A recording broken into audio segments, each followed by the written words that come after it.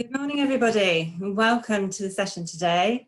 I am Laura Worsfold. I'm the Chief Executive of Severn Arts, an arts charity based in Worcester, for those who don't know us. We are one of the national music education hubs. We manage and deliver arts development for the county, and we have the great privilege of leading on this festival strand, which is funded through the Cultural Development Fund and the Arts Council, more of which a bit later. Thank you for joining us on this third day of our reflections, discussions, debates about what the future might hold for festivals and outdoor events and community events going forward. The speakers and programme for today is absolutely inspiring, and I hope you will find it both thought-provoking and uplifting. Tomorrow Today came about in response to a desire to come together, to share ideas, to offer support to the sector, but also to sort of work with each other to sort of get some optimism and excitement back into our lives following this pandemic. And it's the most difficult of times for us all.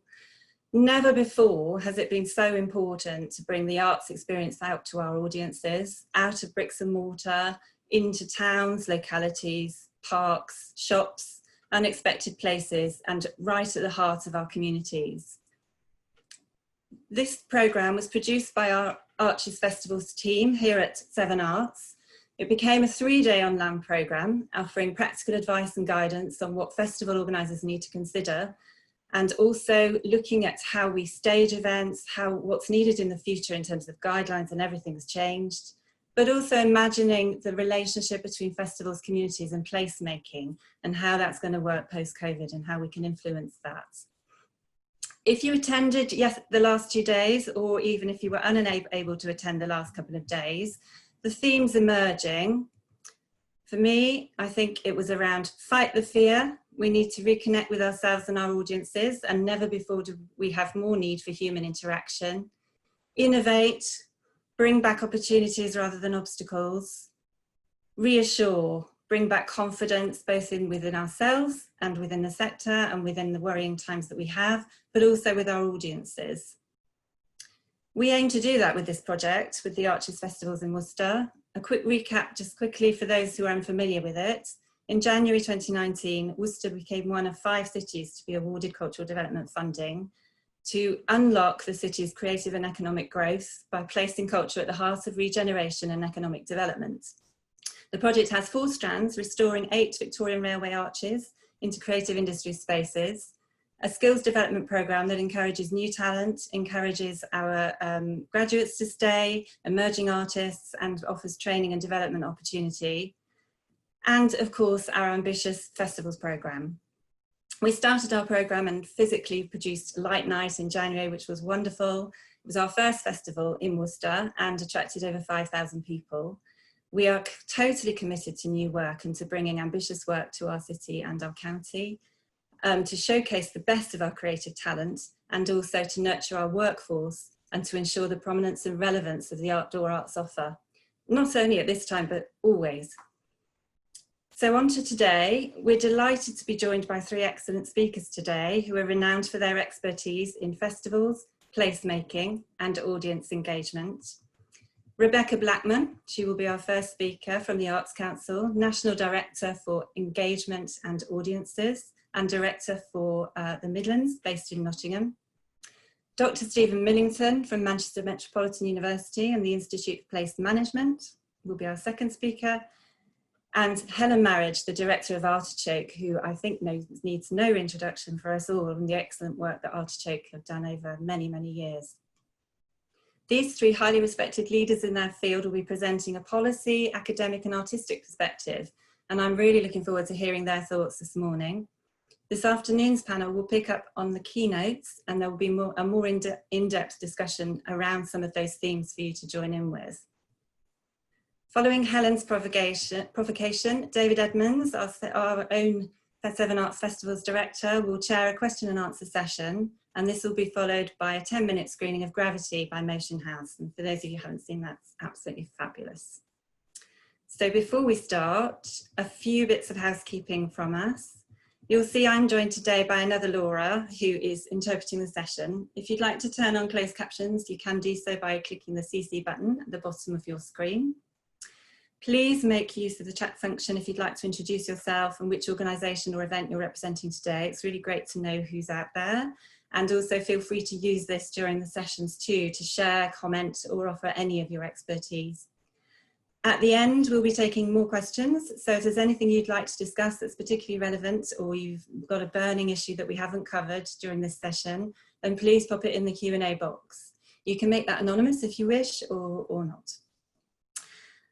That's all from me. So I look forward to hearing your feedback, and please, tell us what you think of this programme, and thank you again for committing to this really important debate about our future and the future of the arts. And let me pass you on to our first speaker, who is Rebecca Blackman from the Arts Council. Thank you. Thank you. And I think I've got some slides that are going to appear on the screen now. Thanks.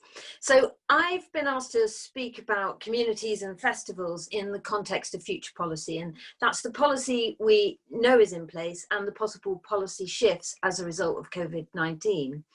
And at the end of 2019, we published our new 10-year strategy, Let's Create. And the first thing to say is we're still very committed to that strategy. But in the light of COVID, we're revisiting the delivery plan we've been working on to accompany the first 3 years.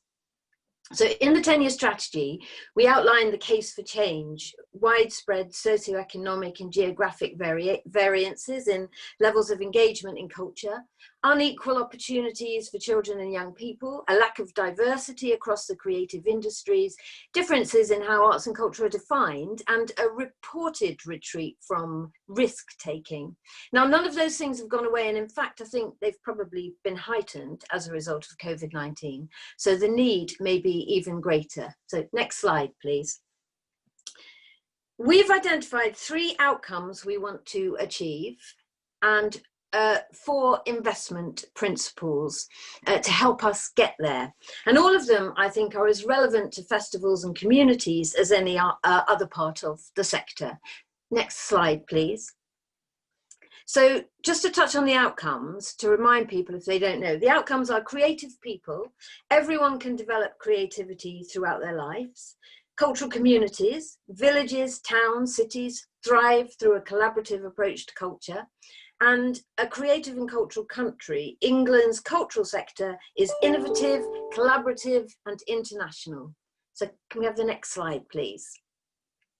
So these are the 4 investment principles shown on the slides here. And the one I'd particularly highlight in the community context is inclusion and relevance. Now, it was always, they're all important, but this was always an important one for us. And I think recent events shine an even greater spotlight on it. And that's in light of COVID, in light of things like levelling up, in light of things like Black Lives Matter. So this principle, combined with our cultural communities outcome that you saw in the previous slide, is a very clear signal that the voice of the community in any given place is something that cultural organisations should be listening to, and looking at the evidence we collated for the strategy, not just the communities who are already engaging. So can I have the next slide, please? So that was our overarching policy context, but of course, like everyone else, we've seen radical changes in how we're living our lives as a result of the pandemic, and none of us know quite how long this will continue. And I think many of you will know better than I, the impact on the cultural sector has been severe. So many venues are closed, income is disappearing, planning is challenging, and we're witnessing redundancies. And I think the high streets as well, where many festivals take place, are changing too. And so these are extraordinarily challenging times.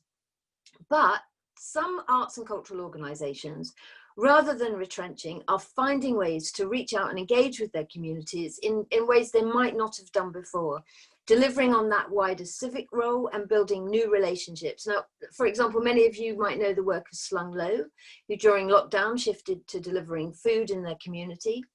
Ideas Test, one of our Creative People and Places programs in Kent, were running a community service through their website, delivering physical help, as well as a digital singing offer.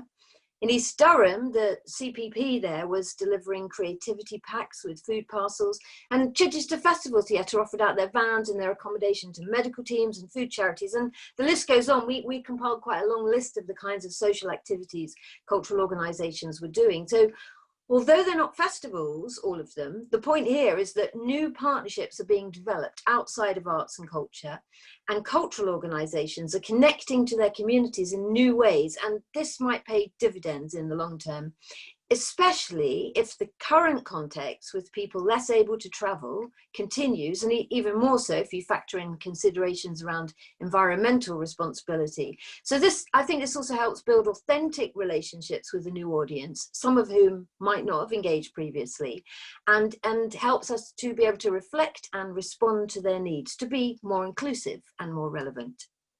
And one of the things I think is really interesting about the current situation is that activity may become more intensely local. I think we at the Arts Council are going to be thinking about this and how it plays into our second strategy around cultural communities, the one mentioned above. And people with access to the internet have been able to access incredible international culture, but the local, in probably every sense, and I don't mean just the cultural sense, may become more important. And that then aligns to place-based work. And I think as our delivery plan develops, we'll be thinking long-term about the extent to which we might fund by place with the needs of the community and the audience at the centre.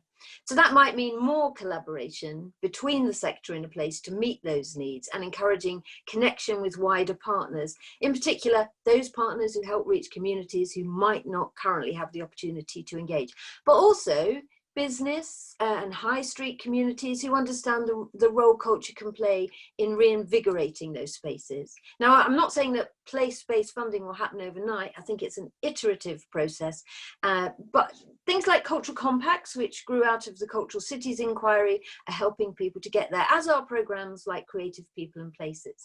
So next slide, please. So, of course, there's already lots of great stuff happening, and there's lots of ways communities already engage with festivals in a place. And so sometimes they're the willing participants delivering an artist's vision, say along the lines of Spencer Tunnock's Sea of Hull. Sometimes the communities are the army of volunteers that facilitate and connect the local to the national, building local ownership and civic pride, a bit like they did in Hull City of Culture, if any of you attended. And interestingly, a year after Hull City of Culture, I revisited for a performance, and the volunteers were still active, still in their uniforms, hosting local school children at a performance at Hull Truck. And they were still immensely proud and talking about the friendships and connections they'd made. And I thought that was a very genuine legacy. Other times we've funded work that tours festivals, but with local communities playing a role in each location. So for example, the Global Streets Strategic Touring Programme. And then there are some great examples across the country of cultural partners working with the local business community to reanimate the high street. So for example, in Luton, the Revolution CPP, they work with local shopkeepers to shape the kinds of cultural activity that would happen. And in Stoke, where artists that work with communities to tell the stories of local buildings and the people who run them on the high street through a light night event. And they were projecting the stories onto the buildings, stories of migration and change. And that was all through a partnership with the Business Improvement District. And then in other instances, communities are, I would argue, more empowered as the co-creators of the event itself, commissioning, programming, making decisions, and many Creative People and Places programs deliver festivals in that way. Appetite, CPP in Stoke, deliver the Big Feast, and that's a citywide international program, and it's programmed by the community. Next slide, please. So that level of engagement, that something like the Big Feast in Appetite, doesn't happen overnight, and the process here is important. So I know in Stoke, a lot of time was invested in bringing community representatives together. They took them on go-see visits in the early days to understand what was possible, and then supported them to make decisions about what work to programme, including international work. And the ownership and community aspect there was embedded right from the start, but not in a way that was unsupported. The approach is asset-based. It might ask, what spaces and places do we have in our place? What people and skills? What existing activity or interest? As well as, what things do we want to change? What's important to us? And then from another perspective, BATE, CPP in Northumberland, took community representatives to Edinburgh Festival to select and bring back work that they thought was relevant and would work in their communities. And then they also worked with communities on existing events like the Northumberland Miners Picnic to animate and present community arts in that context. And there's quite a few examples of festivals which engage local, I would say, communities of interest in that way. Blackpool and Wire CPP work with Fleetwood Transport Festival. That's another example. So, and other festivals, I think, are community-led in the sense they maybe reflect a cultural identity. So you might say Mellors, or maybe Pride festivals or carnivals. So the thing is, to authentically engage communities, it takes time and it requires support and trusting relationships, and I think a regularity of the offer, not parachuting in and out. And the outcomes aren't known in advance, so it's really important to trust the process. So the quality of that process becomes as important as the quality of any product. So when Francois Matarasso talks about community arts, he talks about it as a human right with the professional and non-professional artists cooperating as equals. And I think this kind of approach echoes that, but it isn't quite the same as the community role in something like Appetite's Big Feast, I would say is commissioning and deciding, not necessarily creating the work. So all of this plays into a conversation around cultural democracy and who decides what is or isn't culture, and who has the power to decide. Next slide, please.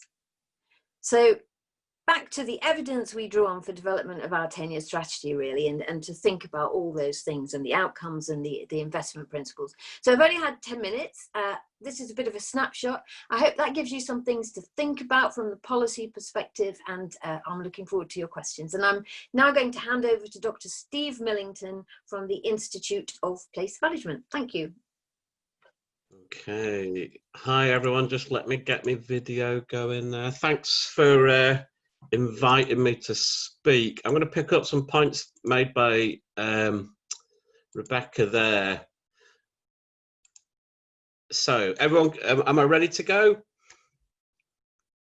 I assume yes. Okay, I'll go crack on. Basically, I'm Steve Millington. I'm a director of the Institute of Place Management, which is a membership organisation based at MMU.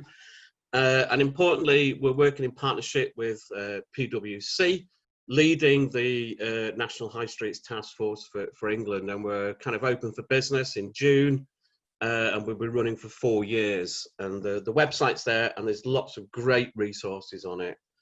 So I'm not going to lecture you guys on what festivals do. You know about the economic and social cultural impacts of festivals in terms of driving numbers, creating synergies with local business, improving awareness, place perceptions, together with the cultural values around civic and cultural identity, social cohesion, and how festivals are transformative in people and places. We know all that, and I think it's what's really important. And as Rebecca was saying, it's no reason why festivals can't continue to do that. But the challenge is obvious. Facing festival organisers today, and that has been brought about how the global pandemic has affected our high streets, town centres, the places where a lot of festivals take place. So I'm going to talk really with my high streets task force hat on. We're basically monitoring 4 key sets of data to give some idea of what the impact has been and what we might anticipate in the short to medium term, if that makes sense. And the first one, footfall, is a great measure. Are people in a place or not? And we know what impact lockdown has had. Footfall in town centres dropped to around 10% of what it was last year. And this is based on Springboard data set, which are monitoring hundreds and hundreds of centres across the UK. You can see the impact of lockdown, the low point, but also the phased reopening, shops, pubs, restaurants. And at the moment, this data is up to the end of June. We're down by about 43% compared to last year. So a slow recovery and still a long way to go. The challenge is this is not uniform. You read the tabloid headlines and you might seem quite alarmed, but we've begun to break this data down. For example, when the shops reopened, Monday was the busiest day, and with people working at home, they don't necessarily need to go shopping on a Saturday anymore. In fact, is Monday the new Saturday? So this is kind of some of the things which are beginning to changing working patterns, lifestyles within produced through lockdown may have these kind of more fundamental impacts on when and where people go. And interestingly, when we begin to drill down regionally, we can see there's differences in performance. Like Greater London always had the most footfall to lose and has a big skew on the national data set, but it's been slow to recover. But then we can drill down again, and this is really interesting when the shops reopen, like Hell's Owen, which is not too far from Worcester, nice little market town, actually performed better than it did last year. So what is it about these places which have, there's huge differences in performances. Some have been slow to recover, some have recovered quite quickly. We know seaside towns have done well. On average, about 70% of what they were last year. Lots of free, open, accessible attractions, the beach, landscape. And what's important is smaller multifunctional towns have outperformed the larger cities where employees or students or tourist attractions haven't reopened yet. So there's these discrepancies. And what's really important then is understand your place. The national averages hide really significant local differences. What data do you have about your place? And understand that what is happening in your place may not be representative of what the media are saying in the tabloids. But don't take your eye off the ball of the long-term changes. We know town centre footfall was declining, has declined, over many decades, and has been accelerated under lockdown. And will these people ever return? What we also know is pre-lockdown is the fundamental changes in consumer behaviour. And I think the things to focus on here are leisure, cultural events. People will begin to value these activities. And we know through research we've done on town centres and high streets, festivals and events are really important in that regeneration process. So places need these new functions to replace retail. And we produced a report a few years ago on multifunctional centres, which is free for you to access. And hopefully the slides will be made available later. The other thing we're looking at is business impact and resilience. And this is where it's not such a good news story for the arts entertainment sector.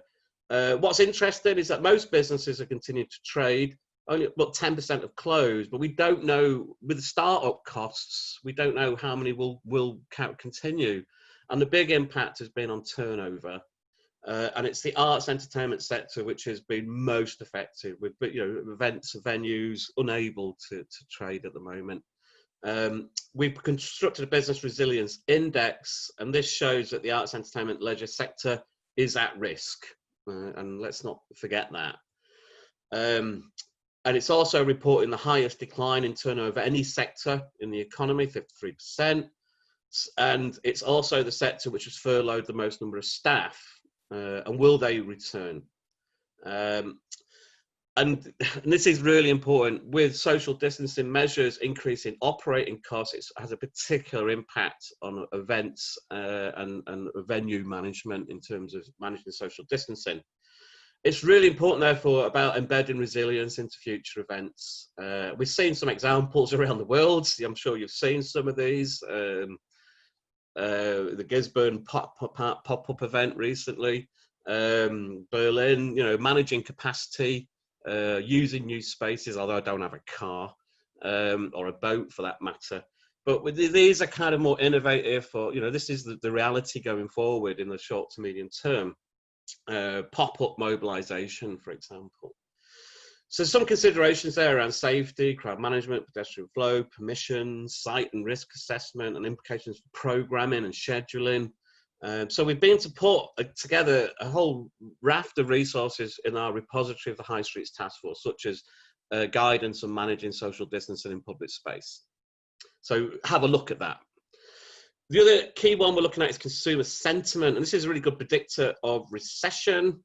And the data from PwC suggests that people across all age groups and in most regions are using their nearest local centre, and will probably continue to do so.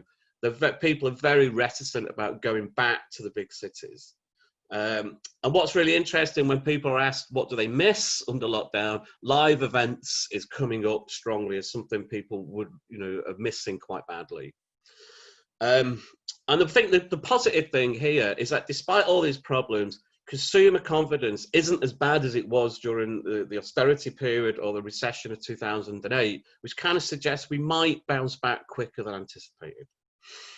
Oops, wrong way. So the final thing is social media, and we're working with a company called Maybe to look at how social media is used to engage audiences and customers. And this is the big challenge for us, is like before COVID, 43% of independent businesses were active on social media on a daily basis, and this has dropped in some towns to 5%.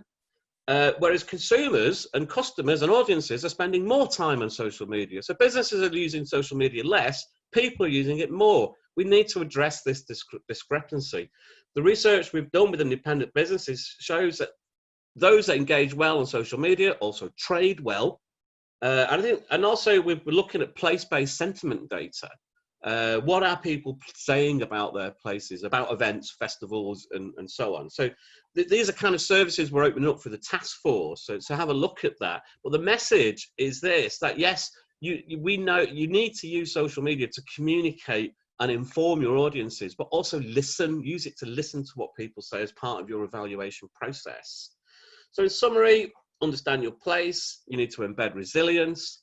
Remember, consumers miss live events and prefer visiting local centres, and that appears to be locked in for the time being, and use social media to communicate and listen.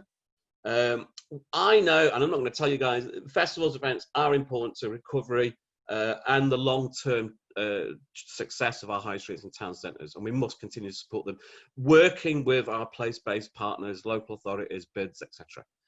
What you can do next is check out our recovery framework on the High Streets Task Force and register interest in High Streets Task Force to get more information. Lots of free resources available for you. And that's all I'm going to say.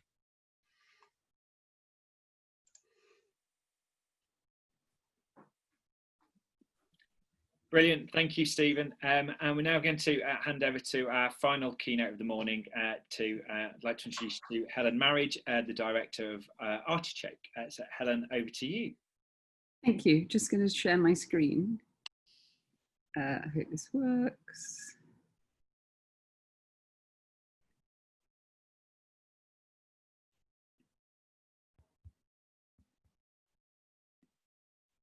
Is that working? Yeah. Okay, my name's Helen Marriage. I'm the director of Artichoke, and I'm here to just talk a bit about communities and ways in which we have historically and will continue to work with them in order that we deliver our large-scale events.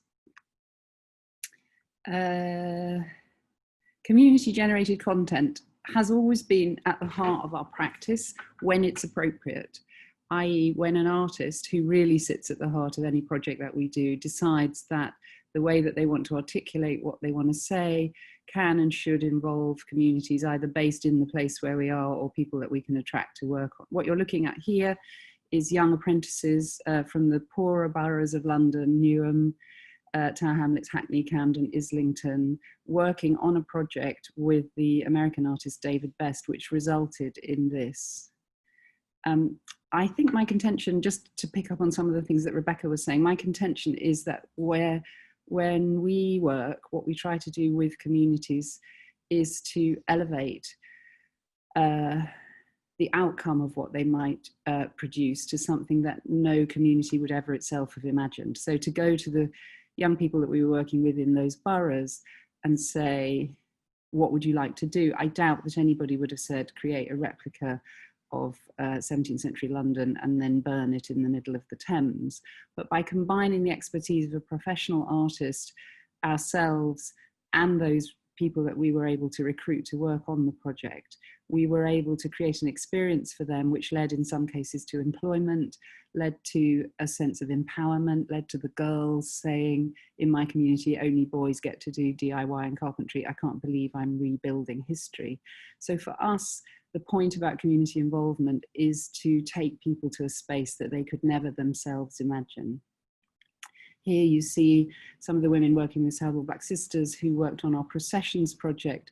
They're sewing in a really intimate and tiny way flowers for banners that were later to be shared with the nation in a 2-hour BBC Live event, which covered the creation of processions for huge parades which took place in Belfast, Cardiff, Edinburgh and London to commemorate the first women in the UK who got the vote 100 years on.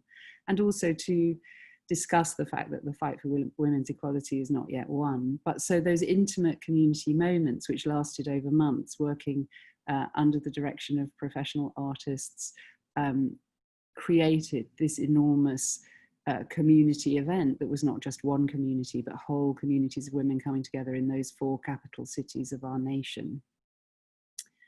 So the role of the professional artist, and that's where I really feel extraordinarily strongly that certainly at Artichoke, the heart of our work is working with an artist who may or may not want to work with communities. This is David Best working on the Fire of London project with those young people drawn from all over the East End. And this is what they made. And only an artist, I think, would have had the imagination, the confidence, the courage, the vision to create something like this. But certainly it created opportunities for others to be part of that huge event in which they then felt enormous pride because they felt that the nation was looking at their work. Here you see some of our artists working on the processions event, and these are some of the 100 banners that were produced to a standard and a quality and an imaginative life that came from that really two-way collaboration between the artist and the community. So Steve just talked about hyperlocal, on your doorstep, and of course a lot of the work that we do is place-based. We work in a specific place. We don't exist nationally, but we quite often are working out of our base in London. This is part of Lumiere in Durham, and you see that work can be viewed in a socially distanced way. But here we are in Liverpool, the Liverpool community engaged in the mass gathering that surrounded the La Machine presentation that we did as part of European Capital of Culture 2008. And I think there's a big question about mass gatherings and about safe social distancing. I'm not sure that an event such as this could be run quite in the way that this was run, but I think that those of us who produce work at outdoors, all those outdoor festivals, we're really used to managing crowds and managing numbers through space. And I think that we have to be inventive about the ways in which we create access to our events and permit people to gather, because I think, as Steve's slides have shown, the desperate hunger for the live event, I think nobody wants to be trapped behind a Zoom screen for the rest of their lives. And I think that it's our responsibility to create work that can exist in space and can allow people to access that work, even if in more controlled numbers. Here we have some of our crew managing the public, and we install huge amounts of CCTV and other control mechanisms. We employ really specialist crowd managers in order to control the numbers of people on our streets. I think the outdoors is the answer. I just don't believe that sinking hundreds of thousands of pounds into venues to stand still and wait for something to return to normal is necessarily the answer. I think we have to rethink form and content, whether that means, this is from our Dining with Alice show that we did as part of the Norfolk and Norwich Festival in 2010. We have to rethink ways in which we can deploy our artists, our technicians, our designers, our dancers, our performers, in order that we can create a show. I mean, this was a show for 256 people at a time, and they were kept apart while watching this extraordinary extravaganza. This is Deborah Warner's Peace Camp, which we created for the London 2012 Festival, an installation in 9 sites, which ranged from Mussenden Beach, Mussenden Temple in the north of Ireland, to Godrevy Island in Cornwall that actually nobody could get to, Dunstanburgh Castle in Northumberland, Cutmere Haven in Sussex. So distancing, social distancing, we've done this stuff. All of us in this arts community, we know how to create events that exist in the imagination and in reality in a way that is distant, allows for the appropriate number of people to access at one time, but most importantly embeds an artist's imagination and an artist's way of thinking into all of our work. Here you see Anthony Gormley's One Another, which we produced for the Mayor's Office in 2009. Nothing could be more socially distanced. Somebody was on a plinth 8 meters up in the air doing what they do. These were community members who signed up to speak about themselves, the causes that mattered to them, the moment that they were in, some existential question that they were trying to answer, one person at a time, non-stop for 2,400 hours. That's 3.5 months without an interval. Really complicated and difficult to manage, but seamless and extraordinary experience for those participants who were intervening in the daily life of London and its life. There was no audience per se, although we think that over 1 billion people passed through Trafalgar Square while we were up for those 3.5 months. And we can create destinations. This again is Deborah Warner's Peace Camp at Dunstanburgh Castle. So we can create destinations. The majority of the audiences for the 9 installations of this work were local. They came to see what was happening on their doorstep. I think a few sort of culture vultures might have tried to do more than one site, but everybody kind of went to the one that was nearest to them. And this is what I would say, protect. Let's fight to protect that power of cultural disruption, that way of making the world different, changing the daily routine, interrupting the way in which we think about cities as destinations for shopping and traffic. Let's keep putting the artist's imagination into the public domain to make it relevant, to make it essential, to make it urgent.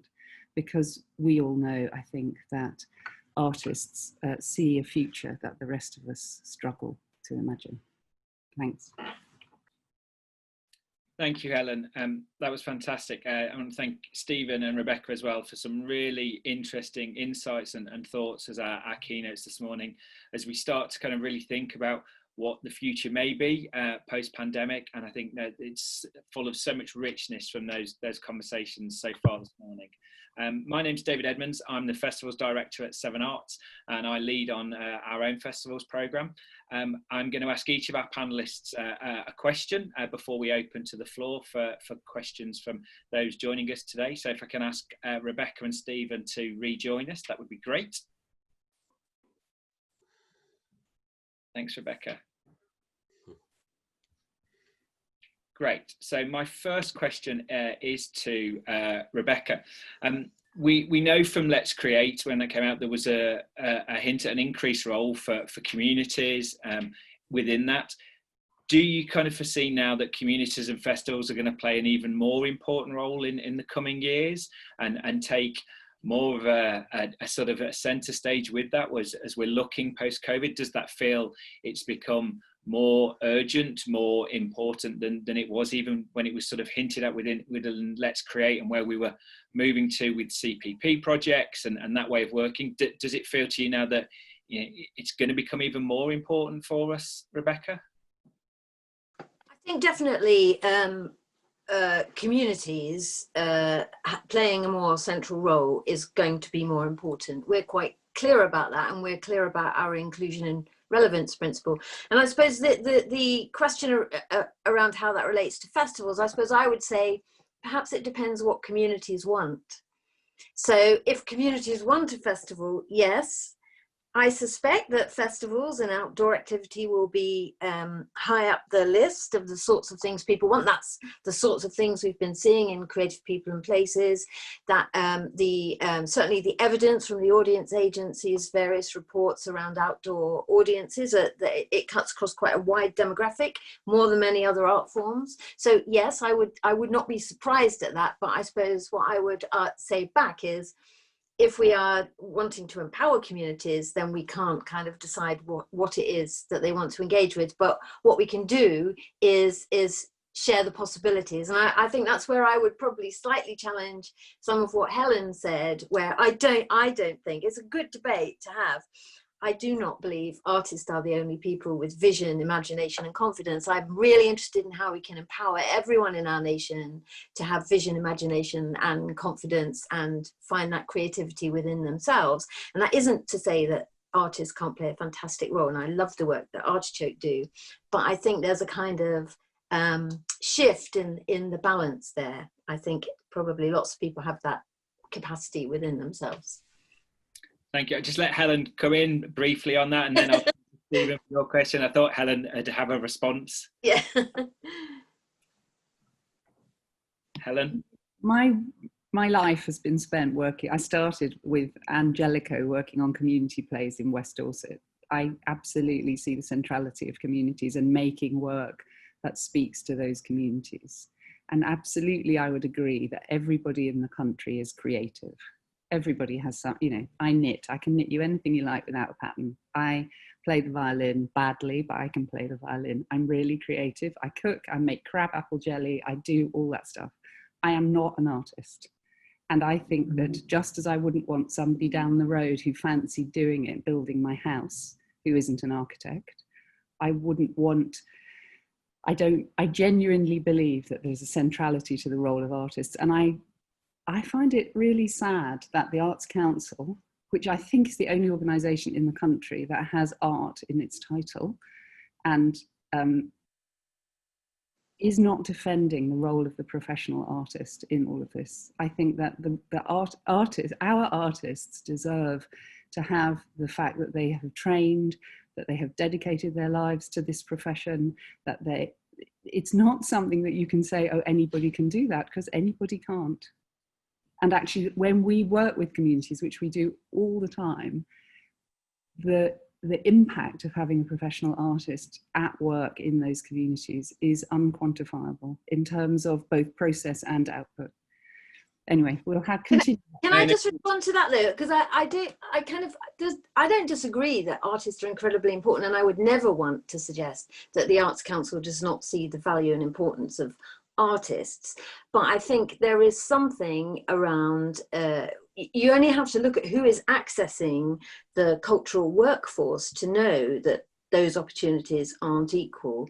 When you look across at the diversity of the cultural workforce, and that in broadening out that capacity and more people feeling that is for them, relevant to them, inclusive of them, we will have a much more diverse artistic cultural workforce. So I kind of think we're not necessarily disagreeing wildly, but I think that there are nuances to the shifts that are needed that are really important around engaging more people more authentically. Can I just pick up? Exactly what this morning was that broad spectrum of different views, and exactly what we want a symposium where. Can I just pick up a point though? I think this kind of artificial boundary between professional artists and non-professional artists is not useful.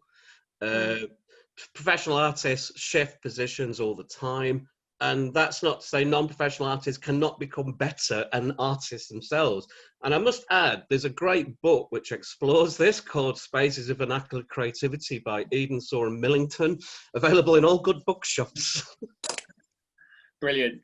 So moving on for that, and say exactly as we wanted kind of different views, and we want our audience that are with us today to be able to think about those different viewpoints and see where they align with, and does it challenge their thinking, does it reaffirm their thinking? So I'm really pleased we've got straight into such a good debate already.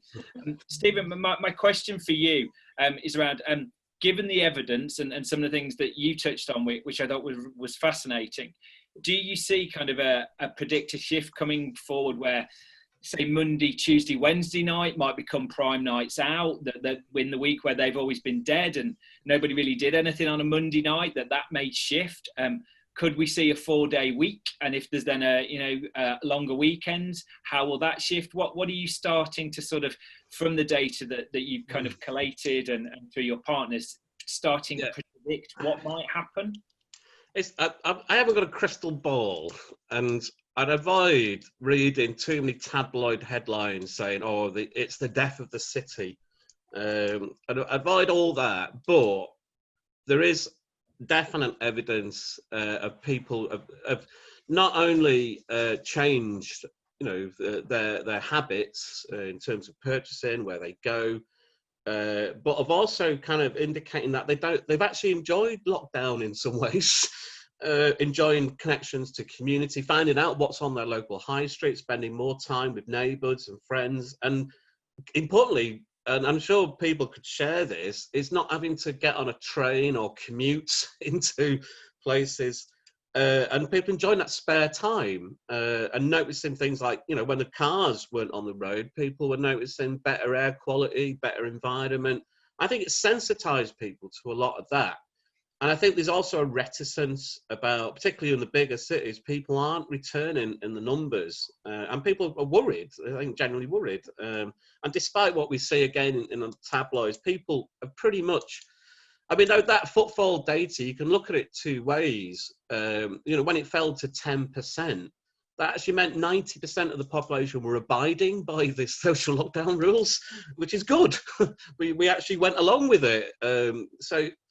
So the question is, will people return? And I think that there are some challenges there. I think you're looking at, we're not going to go back to where we were a year ago, not for a long time. And the question is, will we ever go back? And the other question, the big question, is that should we go back? Our high street, we can't just go back to what our high streets and town centres were. They were changing anyway. Some of that's been accelerated under lockdown in terms of online shopping, for example. Our centres need to be different and offer something else. And I think this is where, coming back to the theme of festivals and events, they're going to be so important going forward, and bringing confidence and assurance, but also the long-term goal of place transformation as well. And I think that's where we're going with it.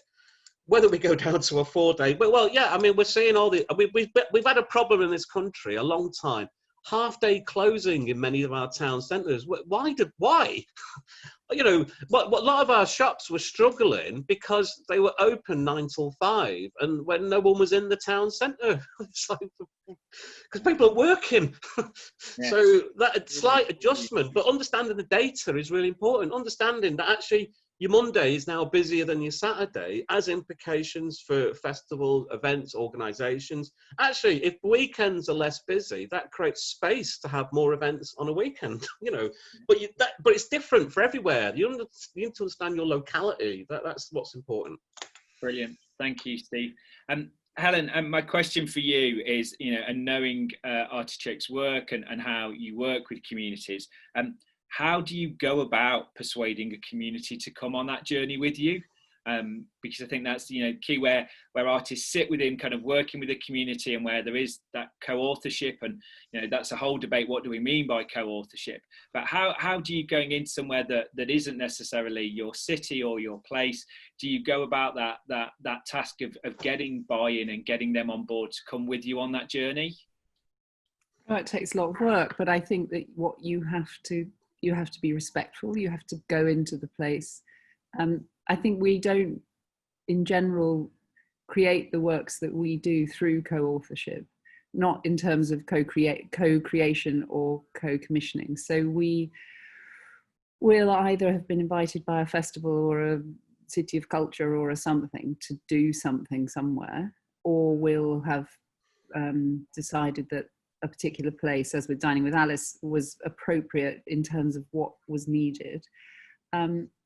And then we go to that place, we spend a lot of time there, and we recruit interest through creating a vision and a sense of adventure and a sense of excitement about being in something that is really different from anything that is usually on offer. So if you look at the example of Temple, the piece we did in Derry, Londonderry, we were actively recruiting across a very divided and sort of post-conflict society, people from both sides of the political and religious divide, to work together on an artwork, which we then placed in a no man's land that was, we were told, was far too dangerous to be in, sat between a ferociously defensive Republican community and a surrounding loyalist community. And there was nothing to suggest that anybody wanted us to be there.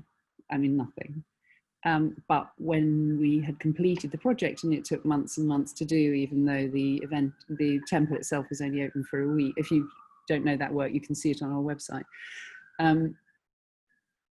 And what happened was a shift in those communities that shared that space. And still I get phone calls saying, come back and do it again. And the turning on its head of the values that surround traditional bonfire burning in the north of Ireland showed everybody, I think, the work of David Best and his artists showed everybody that you could do those same things, burning of bonfires, ritual statements, all of that kind of stuff, but with a different set of values. And it could only have been done by outsiders, because the impetus for doing it, the invitation to share the space, couldn't have come from one side or another. So how do you persuade them?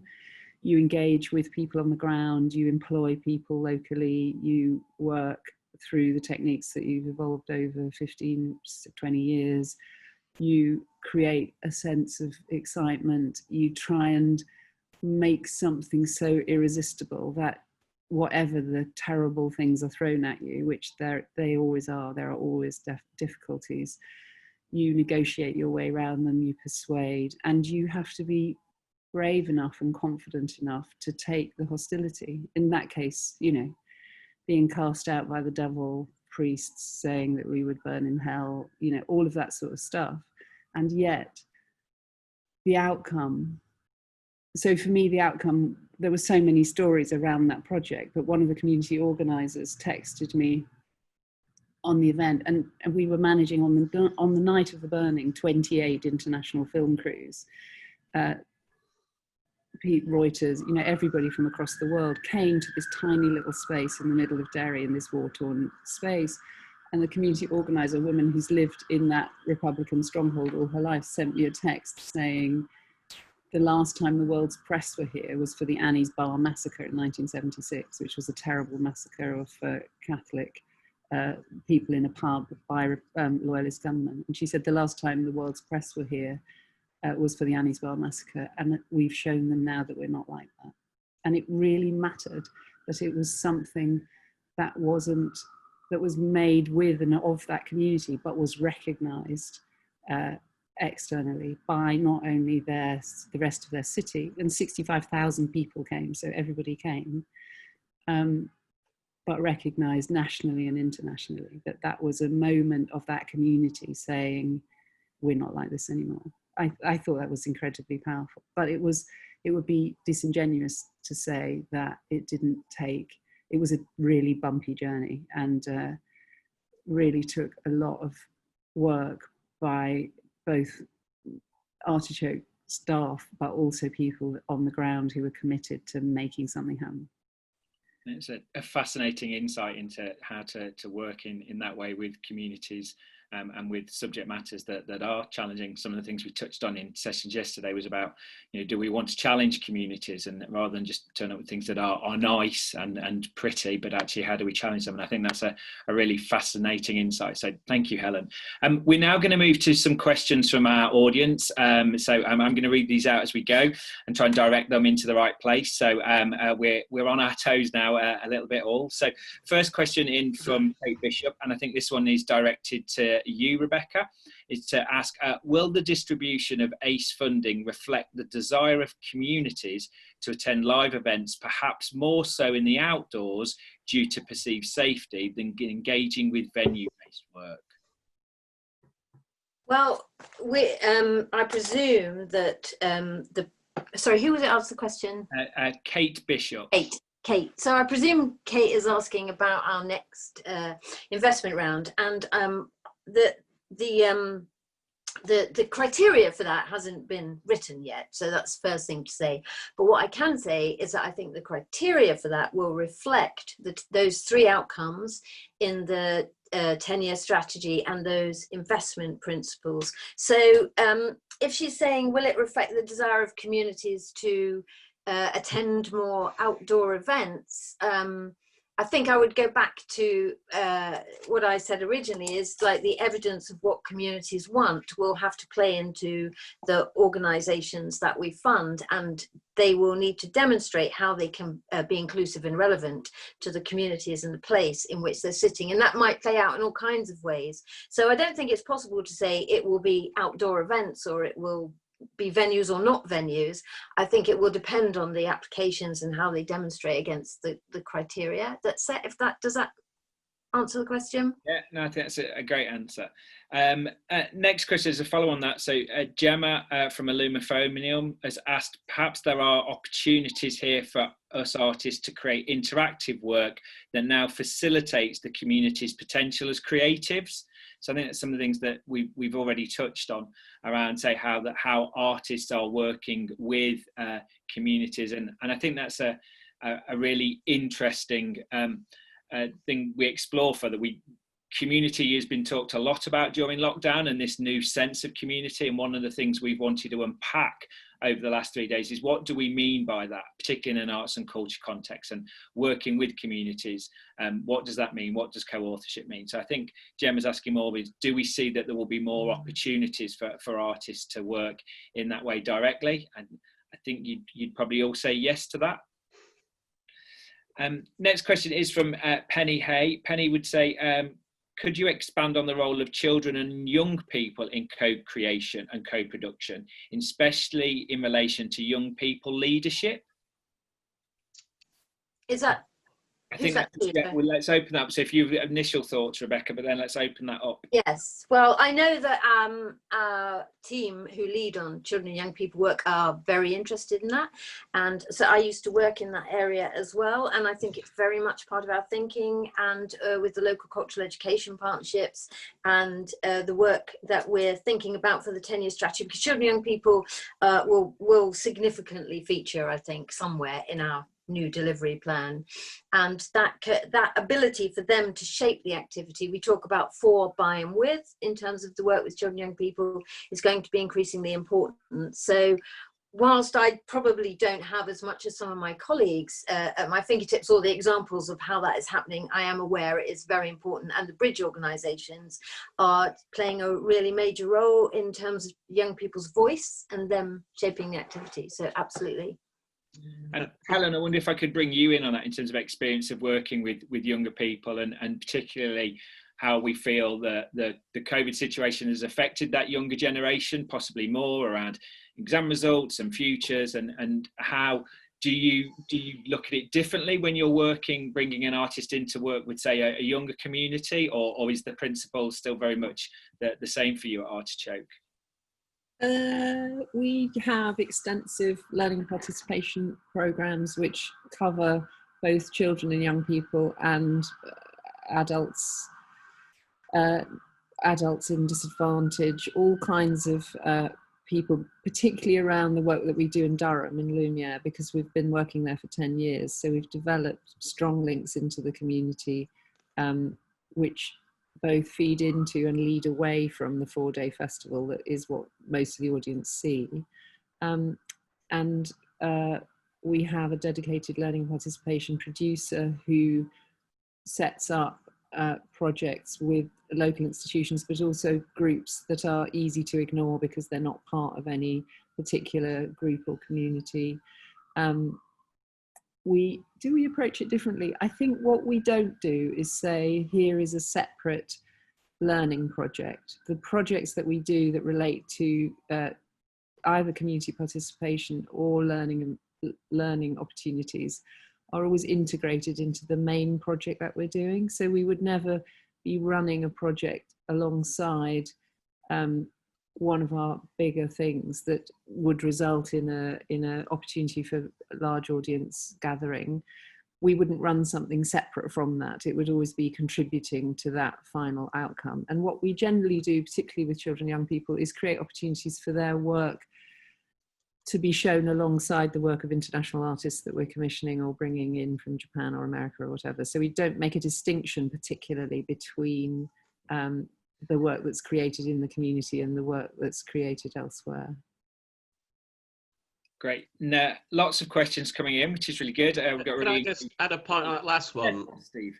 Yeah, in terms of children and younger people, we put some findings together in a report called High Street 2030, Achieving Change. We actually got on the ground and went to interview young artists and creatives at the Teenage Market, and ultimately brought the Teenage Market franchise as one of the High Street Task Force Consortium partners. When you start to talk to younger people, particularly around high streets, they see high streets as a place to go and meet their friends and have lots of sensible solutions. However, what they tell us is that they when they hit barriers like local government and the other official partners involved in making decisions around places, that's where we hit barriers. They're not listened to, they're dismissed or given lip service. But let's not get too hung up on doing stuff specifically around younger people identities. When you ask younger people, for example, we asked, why don't you come into the town centre more often? They didn't say because there's not enough festivals. They went because the buses are too expensive and stop at 6 o'clock and we don't have a car. So if you can't get into the place, then that's what stops young people in terms of accessibility. It's something much more prosaic. It's really good insight. Helen? Just to say, we had, as Steve's right, we had exactly that experience. We were doing a big project in Peterlee, which is a town maybe 12 miles from Durham, with about 16-year-olds who were working to create a piece. And I went to do a presentation talking to them and said, you know, we've been doing Lumia for 10 years. In the midst of the presentation, I said, we've been doing Lumia for 10 years. Have any of you ever been? And 4 of the 16 had been. And I thought, okay. And then I carried on, and then I suddenly stopped and said, you have all been to Durham, haven't you? 12 miles away. And 5 have been to Durham. And that's when you start to think about, when you're talking about outreach, when you're talking about, you know, hyper-local, all of those kind of things, you have to be thinking about what the reality of people's lives is. And that's what we try to do in the work that we do. We both take it out to those more geographically isolated or transport isolated communities, but then we create pathways that people who live there can come in. So we persuaded the council, whoever, to run buses so that those kids who were participating could come. So you're doing both things on the doorstep, but also creating opportunities for people to have new experiences in other places. Rebecca, did you have a point to come in with? No, it was very quickly. There's a really fantastic project that Heart of Glass, who are one of the CPPs in St Helens, did with children and young people. I can't remember what the project was called, but if you go on their website, you find it. And essentially, they work with an artist and young people, and it culminated in this fantastic event through the town centre. And I'll just say very briefly, but it was focusing on what children and young people in that place wanted. And they did this amazing procession with the police and these young people, and they sort of called them the Army of Beauty, if I remember correctly, and they processed through town. They descended on the town hall and they presented this children's charter, which was all the things that they felt that they wanted to change and see happen in their place, and it was adopted by the town council. And it was a really fantastic example actually of how working with an artist and community groups and the police, and there was a group of men who had kind of this kind of post-industrial town were no longer working, but the kind of they were called the Council of Wisdom, and what they brought to this whole equation. So without going into great detail on it, it was an incredibly inspiring project that was a kind of outdoor festival type event that had young people at the centre and their particular needs, and I'd encourage people to look at it. Great, and we'll try and provide as many links as possible in the chat. Yeah, I'll send the link. So we're getting lots of questions, so I'm going to keep moving this on, which is great to give people opportunity to ask the three of you various bits while we've got you together. So a question for Steve now directly, but then we can broaden it, is there more scope to join together and encourage co-supporting of the retail leisure sector and arts and culture sector in city centres and towns for mutual benefit? Noted yesterday we saw Birmingham Bid post a blog asking for artists to get in touch regarding their ideas of how they can partner together to give over the use of empty shop units to the artists or cultural organisations. So Steve, if you want to respond first, and it'd be great to get Helen and Rebecca's input on that also. Yeah, I mean, the Birmingham example is exactly the kind of project that we try and support and bring attention to. The challenge is, and this is a challenge for a lot of the issues we've been talking about, and is why we set up an Institute of Place Management, is that there are not enough place-based partnerships and networks, and where they are, they work very well, and there's lots of examples of how creativity and arts has been fostered into reinvigorating places. In other parts of the country, and someone answered one of the questions on the Q&A there, is that in some places it's a real challenge to deal with the organisations which make decisions. I'm not going to point fingers; they know who they are, and penetrating the decision-making power structures is really, really difficult. And it's great where you've got Birmingham Bid who are open to that, but that's not going to be the same case in the next town or city where so building those place-based partnerships and networks is entirely why we set up an institute. And is exactly why the government funded a high street task force, was to identify those places where it's been very difficult to establish collaborative networks. That is the key to it. So if artists can bring something to a collaborative network, then they should do so, and they should be facilitated rather than blocked or stopped. And that's, we're coming from a ground up approach, but through the task force, we're also kind of dealing with more senior people. They tell us they've set up a department of place, or they've got a place leadership program. I don't think a lot of places really understand what place is and what place means to local people, and what a place management structure really looks like. So the Birmingham example, great, and there are others where I mean, it's a simple thing.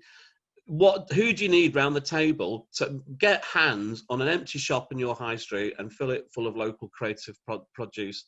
Who needs to be round the table? Because often the wrong people are around the table making that decision. It can be done. Other places have done it, so why can't your place do it?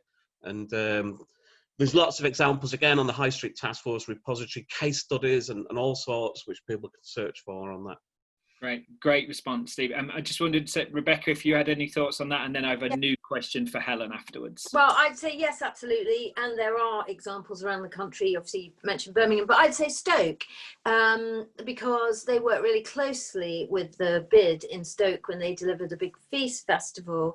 And we had some really interesting evidence from them of the kind of increased footfall and the economic impact of that. And we're actually looking at how we can commission some further work around the economic impact of these kind of activities. And we're looking through a creative people and places lens, but I think it is probably will be reflective of the kind of impact more widely of festivals and outdoor events. But yeah, absolutely. And Appetite in Stoke did collect some good evidence of the impact, so they might be people worth talking to. And I know that Nottingham is looking at this as well through the Cultural Compact. So the Cultural Compacts, I think, are interesting here as people come together, and very often the Bid is on the Cultural Compact, not everyone, but often. And I think it's about, if you're developing a Cultural Compact in your place, looking and going, have we got the right partners around the table? Have we got the people we need to be speaking to kind of help move this forward, and so that people understand the role culture can play in that reinvigorating now. A lot of the challenges are not very sexy things. They're licensing, permissions, regulations, bylaws,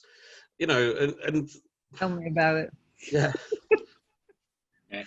But I think, one of the things that I'm taking from listening to this and the conversation over the last 2 days is that we do have an opportunity, and and there is, it's now, as Steve said, getting those right conversations happening. What are those opportunities? Where we're at, that it feels like we can escalate things maybe quicker that were pipe dreams a year ago. That there may be an opportunity there. I'm an optimistic and romantic at heart, so I'm going to see that what could we do and imagine that. So on to that, a question for Helen, and I think I probably know your answer to this, Helen, but I'll ask the question anyway. All panelists have touched on the power of coming together and the current restrictions of mass gathering with events being unable to take place. Do you think for this autumn and winter there is a way to capture that feeling through virtual events? No. That was the answer I was expecting. You have to look at, for instance, look at what's going on at the moment. If you look at what I think of as the Christmas light trails, Kew Gardens, Blenheim, Stourhead, those places that have decided to illuminate. So this is a for-profit initiative run by Sony. And it's, if you think of what we do at Lumiere, it's like a commercial version of that. It's like the sort of Festival of Carols in the Royal Albert Hall compared with what goes on in the, in the church. So they've just opened bookings and they've sold 96,000 tickets. So that is people deciding, audiences deciding that they are going. And I think they've put in place, there are fewer tickets on sale, the time slots are longer, they're working to ensure that people can be in those open spaces in a more distanced way. There's more loos, there's more cleaners cleaning the loos, there's, all of that stuff. So all these provisions are being made and there is no reluctance. I think Kew of all of I think they have 10 sites in the UK. I think it's sold nearly 80,000 tickets. So that's London deciding that it's going out. Whatever anyone else is doing, that those people have no reluctance. So do I think there are ways to do it? Yes. I mean, do I think there are ways to do it live? Yes. Do I think that the same atmosphere, excitement, feeling, smell, touch, all of those things can be created virtually? No, obviously not. I think what's been great about lockdown in a way is the much broader access to cultural output through digital. But nobody could argue that it's the same. And, an hour and a half on this, you just want to go and put your head in a bucket, don't you? It's just, I may have access, but if I'm watching Simon McBurney's The Encounter, listening to it, I'm quite likely to, put my headphones down and go and make a cup of tea and come back. It isn't that kind of concentrate. You're not present, you're observing. And I think that's the problem for me with digital, that it does give that wider access, but it doesn't give an experience. It's not an experience. It's like when you have gazillions of friends on I don't have Facebook, but I understand that people have thousands of friends on Facebook, but they're not really friends, are they? You're not going to go and have a cup of tea with them all. And for me, digital plays a really important part in terms of communication. Some artists that we work with make work specifically for online. All of that is really great. It's not the same. And I'm ancient and have had a life committed to the live experience, and I can't stop thinking that that's where it really matters. Great.